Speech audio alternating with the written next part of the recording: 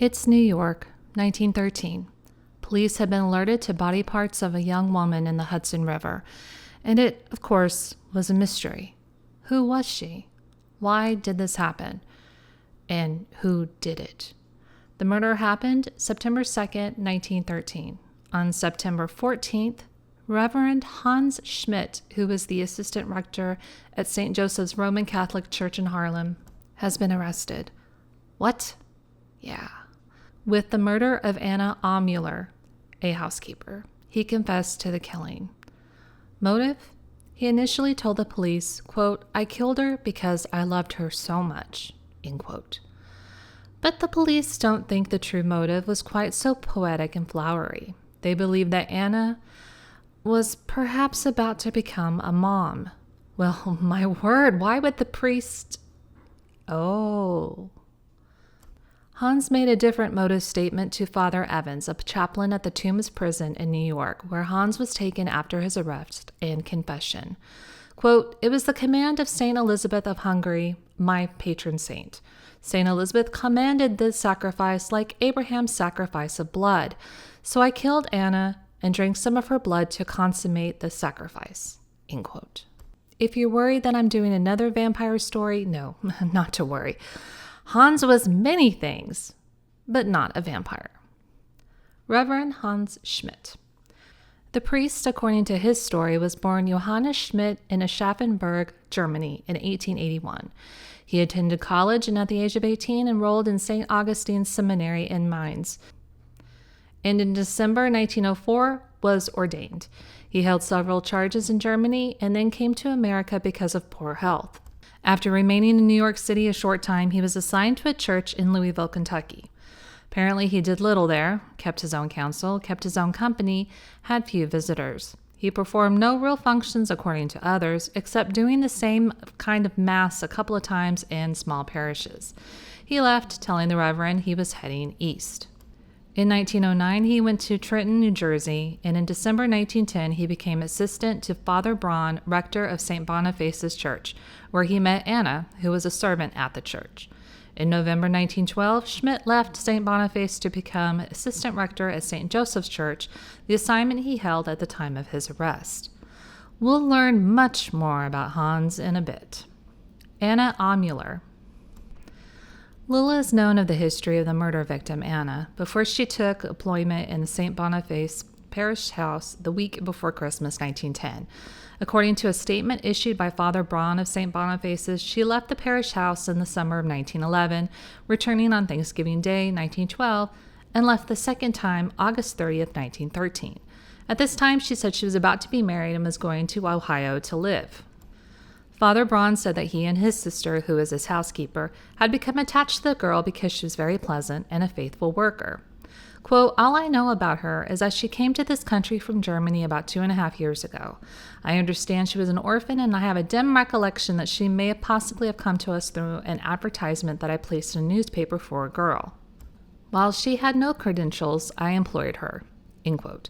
Despite her statement to another maid employed in the rectory that she was leaving to be married, Father Braun said actually he was forced to discharge her 2 weeks ago, quote, "because her mode of living was unsatisfactory," end quote. Her cousin Joseph said she was 20, born in Edinburgh, Hungary, not Germany, and now primarily referred to as Sopron, and lived there until she came to the U.S. in 1911. Her father died when she was a child. She was supported by an aunt who sent her to a Catholic seminary. She graduated when she was 17 and had intended for a musical education, but that didn't happen, and instead she went to the U.S. Her aunt was religious and had made arrangements with friends in the clergy to have her taken care of in the U.S. Hans and Anna would enter into some sort of relationship together. Apparently, Anna had given birth at some point. Hans had told Anna that he would take care of the baby and put it into an orphanage, and that he would give up his priestly duties, get a flat, and be together and bring the baby home so they could be a family. What Anna didn't know, what she never knew, I'm assuming, was that the baby had died. It's not known if the baby had died of natural causes or if Hans had done something to the baby. I also don't know when this was, but in February, he had presented her with a marriage license and the two of them got married by Hans, who served as the officiating priest, and the groom, which seems, of course, suspicious. Obviously, as he was still a priest, they were not living together, technically speaking.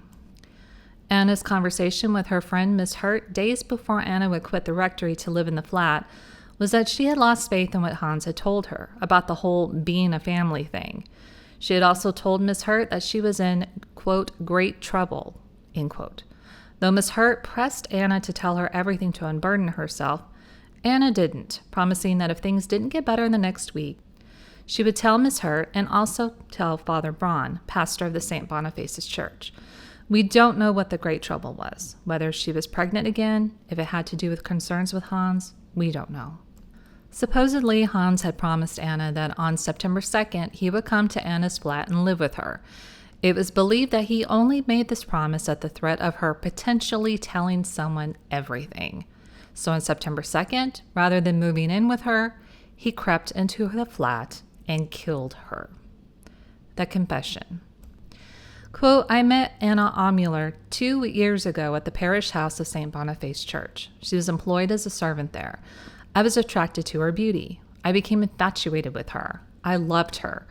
I killed her because I loved her so much. She was so beautiful, so good. I could not let her live without me. I had made up my mind that she and I could not live together. I was a priest and must remain with my church. I could not let her go away from me.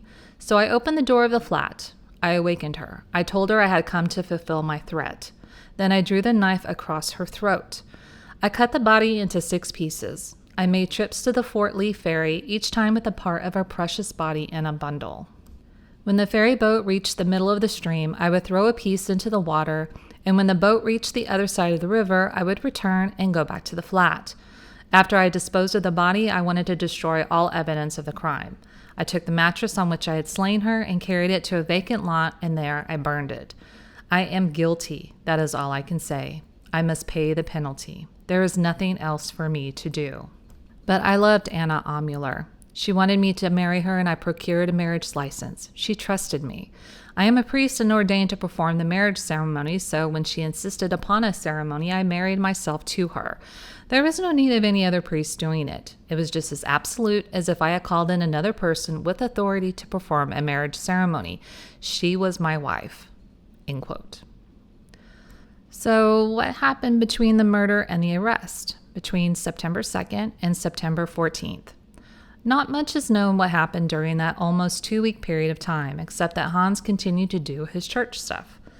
Before the arrest, on that same day, I believe, Hans had told Reverend Father Huntman, rector of St. Joseph's, that Hans would not hear any more confessions that day, that in fact he needed to confess to the Reverend. He told the Reverend everything. Afterward, the Reverend conferred with others and agreed that the authorities needed to be told. However, the police were already on the lookout for and about to arrest Hans. I've talked a few times about how incredible it was that any murders could be solved back in the early days. Though this actually would have been solved with Reverend Huntman's call to the police were already hot on Hans's trail. The police went to the parish house on West 125th Street and found Hans. Inspector Favreau showed Hans a picture of Anna and asked if he knew her.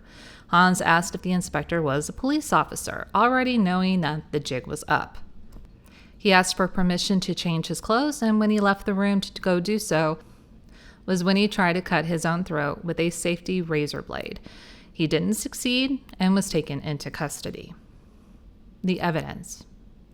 After receiving calls from citizens who were finding the 5 bundles of body parts Hans had dropped from a ferry boat into the Hudson River, a doctor pieced together the body, which was missing the head. One of the body parts was put into a pillowcase cover, a very distinctive-looking, brightly colored case with an interesting pattern. The police found the manufacturer, who pointed them to the dealer, who had a name. Hans. The dealer wasn't Hans. The dealer had Hans's name. The detectives went to the apartment, noting a missing mattress. Noted the sheets were of the same pattern as the pillowcase that had contained a portion of Anna's body. Bloodstains were in the bathtub, where they would later learn was where Hans had cut her body up. So apparently Hans had attempted to burn one of Anna's legs in a vacant lot. A man had seen someone who would turn out to be Hans walking into the lot with a bundle and a can. And then after a few minutes, there was a fire. The man, Hans, remained beside the fire, pouring something on it periodically for nearly an hour. A detective later looked into it after the story began to come out and found the oil can with a little bit left at the bottom. Bits of pillow innards were about, which just happened to be the same pattern as the fabric which contained part of Anna's torso. The detective also found part of a charred bone about half a foot long. Both ends had been sawed off, but it had been burned so badly some of this information was considered conjecture because of the condition of the bone. The detective was surmising, but couldn't say for absolute sure. He also found a burned photograph. It appeared to be the head and shoulders of a man in a clerical collar who stood on the rear of a train of cars. After his arrest and while en route to the Tombs prison in New York, Hans was questioned by the detectives. They asked him what he had done with the mattress that Anna had been killed on, and he told them.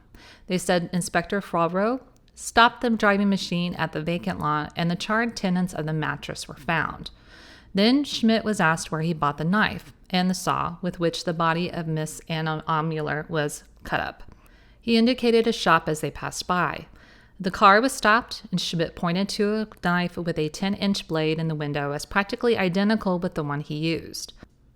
Further up the street, Hans, the police say, pointed to 2 butcher's saws in a shop window.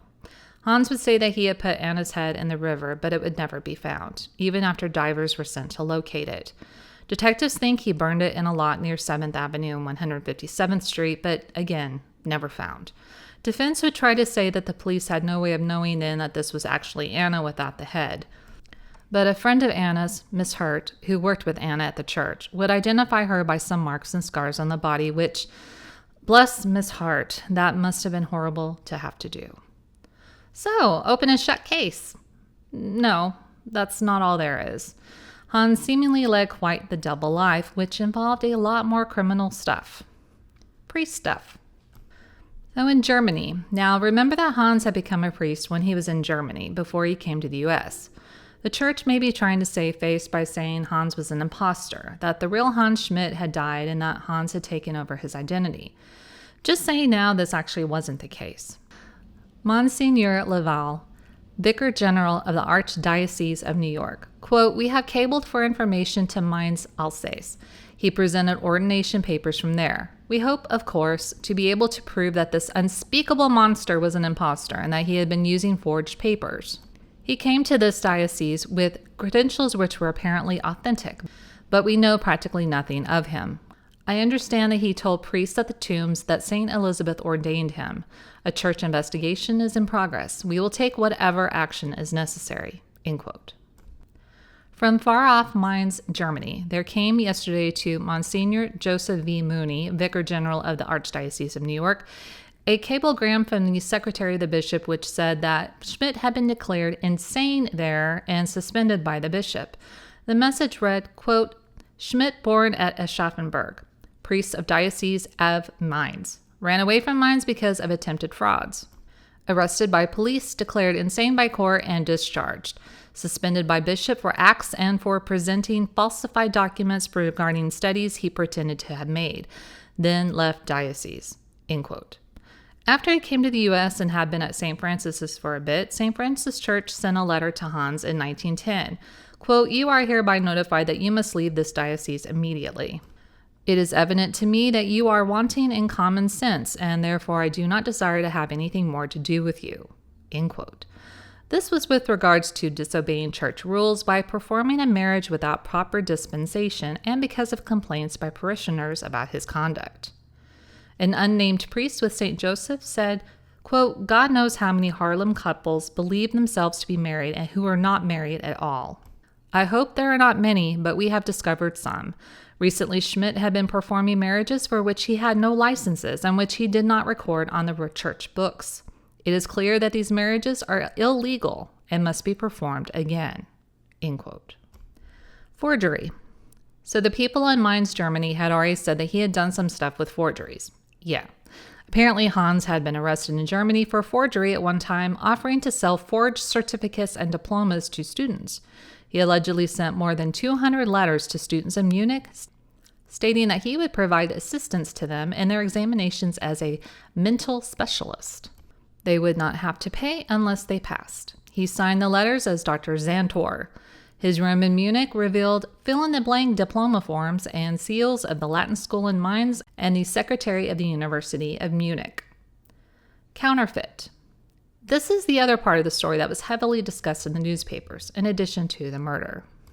A good friend of Hans, and possibly a relation if you believe some people, was a Dr. Ernst Murat, dentist.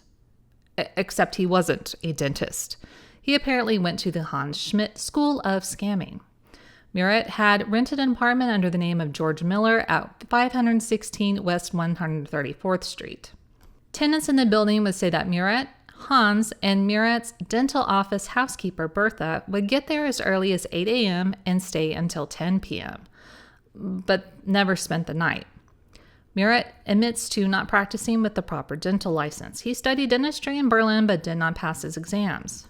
He has a forged certificate. Wonder if that was courtesy of Hans the forger. In the apartment, plates and presses and portions of partially destroyed proofs of $20 gold certificates. In Schmidt's room at the rectory was a printing plate.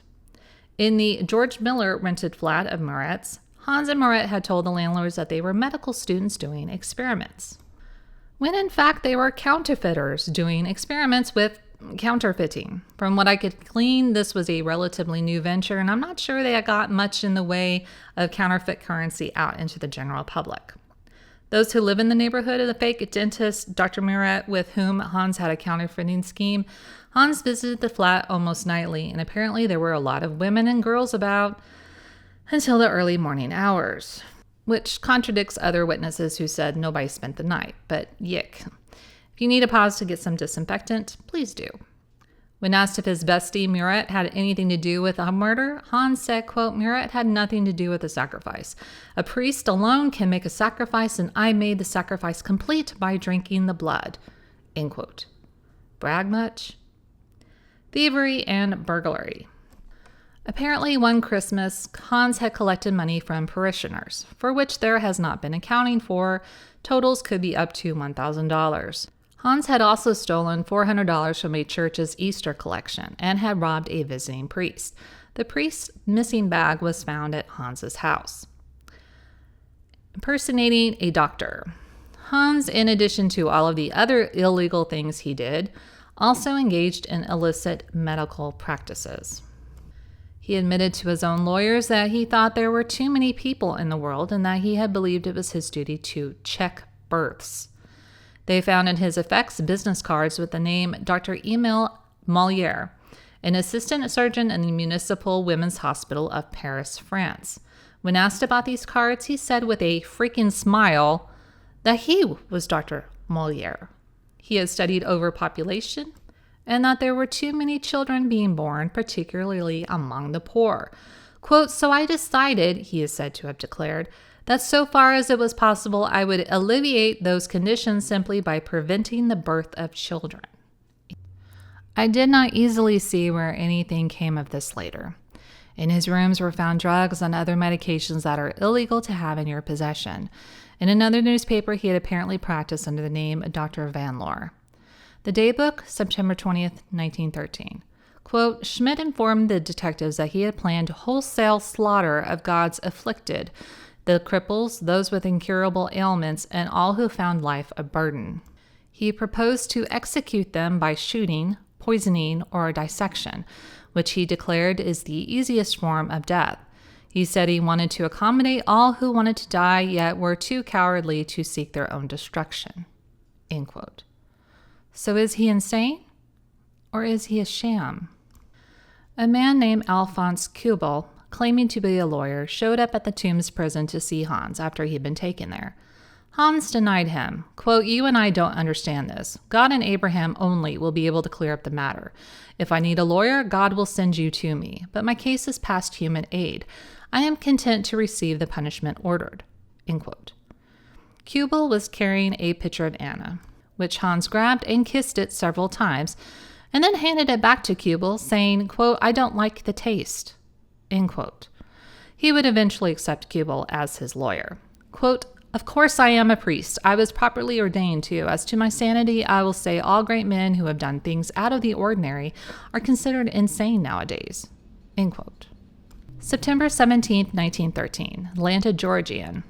Quote, then seems no doubt today in the minds of the public that Schmidt is a monster and a master criminal, a man who would stop at nothing to gain the end he desired.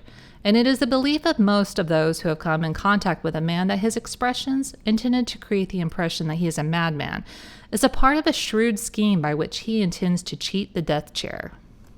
That Schmidt cut the throat of the Amular girl and then dismembered her body because he feared she would expose his relationship with her was learned today through the story told by Annie Hurt, who worked with Anna Amular in St. Boniface's rectory. End quote. Coroner Feinberg. Quote, Schmidt appears to me to be perfectly sane. In fact, I should call him an unscrupulous man with a mastermind fully capable of carrying out what he believes to be the pleasures of life. I think that counterfeiting was only one of his sidelines. He had the capability to commit a remarkably atrocious murder and the cunning to carry out all of his other shady transactions, and all the while keep up the duties required of him at the church.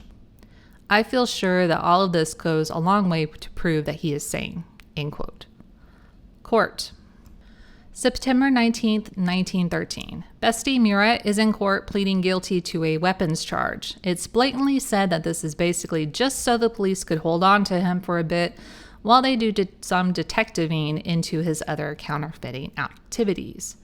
September 20th, 1913. Quote, I want to die. I welcome death. What is life but weariness, and death is peace, whether it be now or a month from now. What does it matter? I have denied nothing and will deny nothing, for death is but the step to another life, end quote, said Hans Schmidt, priest and murderer, through his attorney, Kubel. Quote, why the formalities and the red tape? The district attorney knows everything. I have denied nothing and will deny nothing. Why am I asked so many questions? The district attorney wants me in the chair, and I am anxious to die in the chair. I'm sorry for the man who thinks life worth living. It is nothing but struggle without attainment, weariness without rest, sorrow without joy. Each day I am tormented with questions. Did you do this and that? And why did you do this and that? I have answered them all. I wanted to be like the Christ. I had the help of St. Elizabeth in my undertaking. Dr. Murat's explanation of our quarrel is correct. I have faced death many times. I will face it in the chair without moving a muscle. End quote.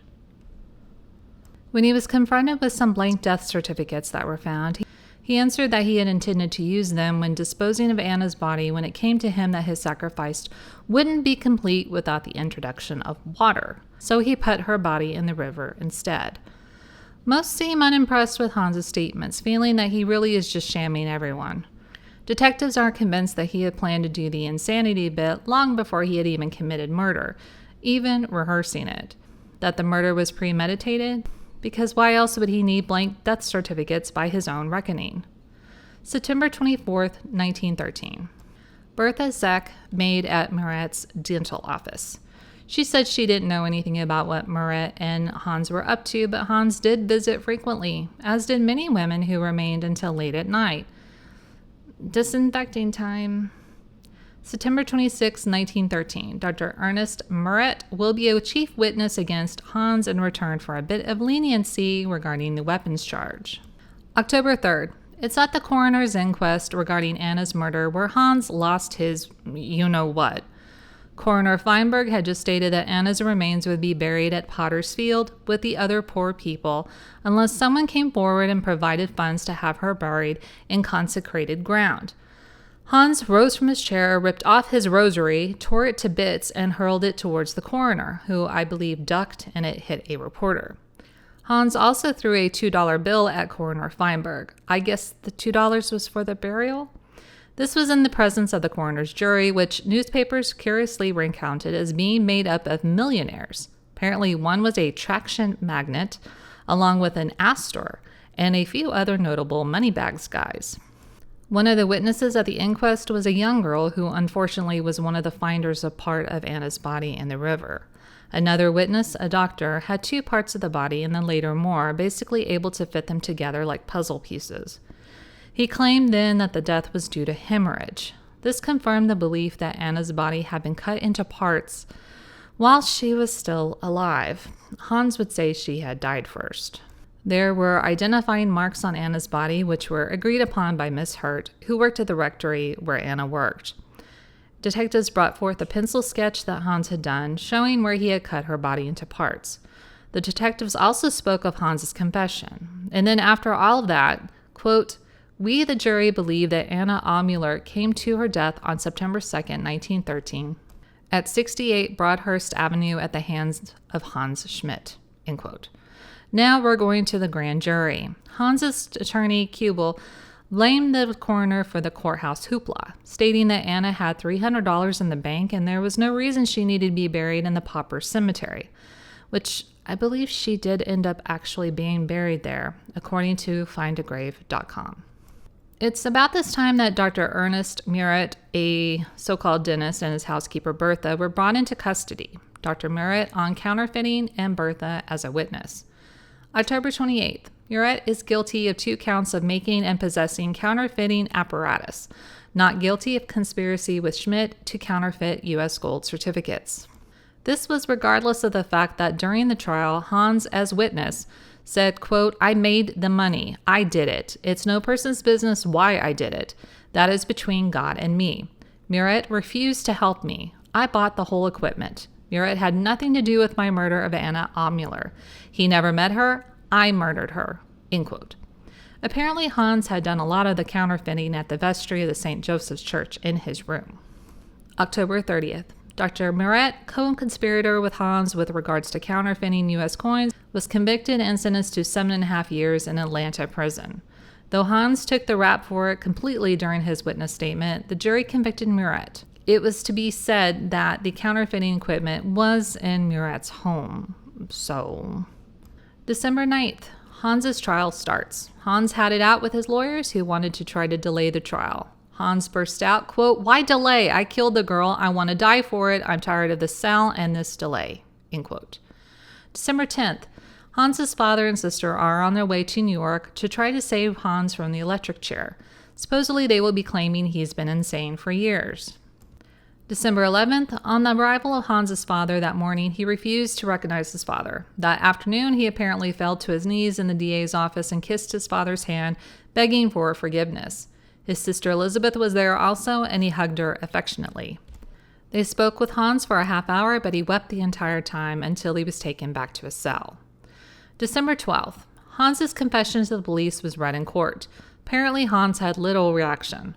Police Inspector Favreau said on the stand, quote, "I slapped Schmidt on the back when I first saw him and said, 'Come now, tell me the whole truth about this thing.'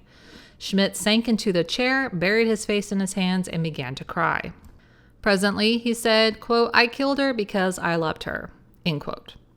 So apparently prior to the murder, Hans thought he was suffering from an incurable disease. Now, of course, the newspapers of the day could sometimes be a little too discreet.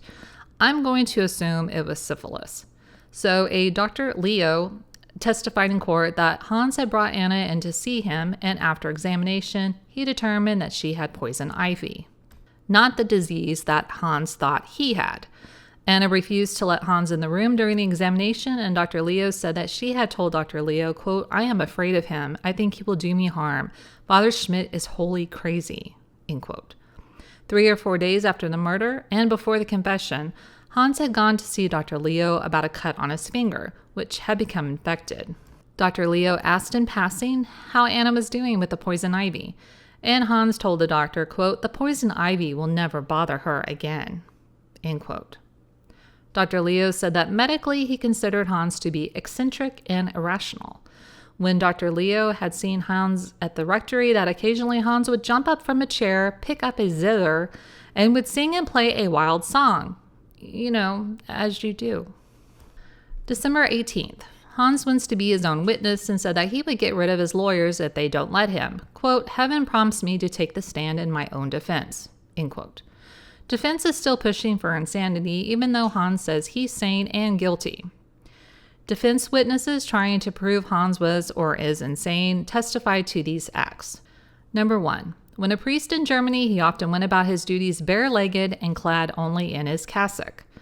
2. A clerical friend in Munich found him one day naked in the bathtub playing the violin. And number 3, while serving as a priest at St. Boniface's Church in New York, he performed baptisms contrary to rule and did not hesitate to improvise his own ritual. I guess one good thing about him, perhaps the only thing, was that he never turned away a beggar, giving away probably too many alms, which he was also chastised for. Hans's father, Heinrich, did testify that there was a nephew and a cousin who he described as alive and totally mad. Now we're going to talk about some alienists. An alienist is an old term for a psychiatrist. When I usually see it in my research is primarily with regards to court cases. December 22nd, Smith Eli Jelliff, alienist, was called to the stand. Apparently, he had talked to Hans for a total overall of about 20 hours. Quote, "We," him and the other alienist, told Schmidt that we had no bias as to his sanity or his insanity and merely wanted to find out what was in his mind at the time of the murder. We found him reticent and reluctant. His voice was quiet and sincere. Some questions he would refuse to answer or evade with perfect frankness. The recital of Schmidt's whole life was made to the physicians." End quote. Apparently, at one point, Hans told Jelliff and the other alienists that the bishops and fellow clergy, quote, "refused to acknowledge his authority," end quote. Apparently, he thought it was okay to sin because he was holy, could do what he wanted. Hans believed he had the power to hypnotize, and that the church wouldn't let him practice hypnosis. During his recollection of how he met Anna, quote, "She was good to me when I was sick. I loved her, and I tried to kiss her. She ran away at first, but soon she came back. I did not have to use samples of handwriting to make imitations of the signatures of my professor in Bavaria. I was in high spirits and good health, and I entered into the personality of the professor. I was the professor, so it was not wrong for me to sign his name." End quote. When asked if he knew it was legally a crime to kill Anna, Hans said, quote, "It makes no difference. Nobody understands. Let me die as soon as may be. God knows I did no wrong. What anybody else thinks does not matter." End quote. One of the doctors at the session pricked his finger to draw blood and showed it to Hans, who immediately tried to grab the finger and cried out, "All blood is mine." December 25th. Hans has friends who have raised $15,000 for his fees, $10,000 to his attorneys, and each of the alienists are to get $1,000. More alienists for the prosecution. Dr. Carlos MacDonald. Schmidt is a sham and is pretending to be insane. Apparently, at the first of the examinations made just 9 days after Hans's arrest and of exams to follow, that Hans never talked about the absolutely horrific things he had done, things that he had told to the defense's alienists. So prosecutions got its claws into this in their testimony to show that Hans is following, quote, "the language of the book on insanity in his later descriptions of perverse acts of which he said he had been guilty," end quote. When Hans had been asked how he had killed her, quote, "When I entered the flat, she was sleeping. I leaned over and kissed her. She turned partway around and smiled. Then I killed her," end quote. He had declared that he hadn't committed a crime when he killed her. Then later said he assumed he would go to the chair and admitted to the doctor that he had tried to hide the evidence of what he had done. Quote, "But when I die, I want to die smiling, as Anna did," end quote. After discussion about laws, quote, "No one would do wrong in killing me, for it is commanded by the law," end quote. December 29th. Apparently Hans is nearing collapse in his prison cell, showing the strain of waiting for the verdict, hardly eating. Oh my word, you poor thing. He's still attending Mass, and apparently the prison chaplain is holding a special service. After the Mass, he read newspapers until dinner and walked around a little bit, but then wanted to go back to his cell. December 31st, 1913. Jury is deadlocked, and have told the judge that it's hopeless. Judge wasn't having it, sent them in again. Everyone thought this would be easy peasy, but they just cannot come to a resolution, and it stood at 10 for conviction and 2 believed he was insane. So, hung jury, we're done. Judge Foster sent Hans back to the Tombs prison to await the retrial. January 12, 1914. Retrial starts today, but now in the criminal branch of the Supreme Court, after D.A. Whitman said he was not happy with how the first trial was handled. It's been said that Hans's parents and sister are too sick to leave Germany to testify at his second trial, but the testimony of the father and sister could be read instead. I believe that this is still them trying to say that he was insane and has been insane. Apparently, Hans continues not to really care about his dress or the trial in general. Now, oddly, another newspaper says that the mother is supposed to be a witness, that his father did come from Germany, but Hans wanted nothing to do with him, but did seem very fond of his mother. If you psychologists out there want to sink your teeth into that, I ain't stopping you. February 5th, 1914. The case is now with the jury for the second trial. Justice Davis instructed the jury that if they felt that Hans did not realize the nature of his act, they would have to acquit. February 6th. Jury deliberated for over 3 hours. Another newspaper said almost 5 hours, which I guess is over 3 hours. Hans was found guilty of murder in the first degree. He apparently would like to be executed as soon as possible. April 24th, 1914. D.A. Whitman received a letter from Hans. Evening World newspaper. Quote, he writes that he knew public sentiment was against him and that he figured the only way he could escape the death chair was by acting like a crazy man. He was so clever in his deception that he fooled a great many people and caused one jury to disagree. On his second trial, he was convicted. Up in the death house, the man awaiting execution, having nothing else to do, busied themselves with studying their own cases and the cases of each other. One of these amateurs in law has persuaded Schmidt that he had made a serious mistake. Quote, I have been told since coming here, writes Schmidt to the district attorney, that I should have told the truth in the first place, and that the worst I could have been found was guilty of what would be manslaughter in the first degree. Anna died from the results of a criminal operation which was instigated by me. I did not murder her, and am not guilty of murder in the first degree. End quote. Schmidt offers in return for a new trial to reveal the names of the others implicated in the operation he alleges was performed on the girl. He has also written to governor asking for a commutation of sentence. End quote. So he cut up the body only to protect the unnamed doctor, who I'm assuming was the one that technically killed her during the operation, and the operation was at Hans's request. What tangled webs. January 11th, 1916. Governor of New York did allow a 30-day respite to allow the lawyers the opportunity to argue for manslaughter rather than murder in the first degree. This is because they're saying the death was caused by the operation and not by Hans, technically. From what I could tell, nothing came of this because 30 days later, February 10th, 1916, a last-ditch effort was made to prevent Hans from execution. But the governor of New York was not having it and refused to intervene. The execution. February 18th, 1916. Hans would take his final stroll of his life at sunrise to the electric chair at Sing Sing prison. He was accompanied on his stroll by the principal keeper, I'm assuming that's a guard or perhaps even the warden, and also by Reverend Father Cashin, the prison's chaplain. When entering the room with the chair with an ebony and silver crucifix, Hans wanted to address the 17 witnesses to his death. Quote, gentlemen, I ask forgiveness of all those I have injured or scandalized. I forgive all who have injured me. My last wish is to say goodbye to my dear old mother. End quote. Within a minute of the electric charges being applied, he was dead. The night before, he had spent praying and talking with Father Cashin, then slept from midnight to about 5 a.m. for breakfast, where he only had coffee. He had issued a more formal statement the night before that he was, quote, fully reconciled to die and willingly accepted death as retribution for frailties, end quote.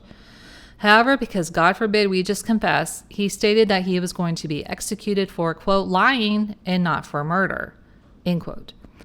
Quote, I felt morally responsible for the girl's death and could not in honor drag those to ruin who took part in the operation at my solicitation, end quote. And that's it. He would never say he was sorry she had died, from what I could tell. And his flip-flopping of excuses and motives and reasons made it very hard to believe that this was anything but pure, all-out murder, plus all of the other criminal things he had done. Was he insane? I don't think so. He put too much thought, time, and effort into his deeds, or rather misdeeds, and blatantly tried to hide what he had done, hence he knew right from wrong. Rest in peace to Anna, the innocent victim.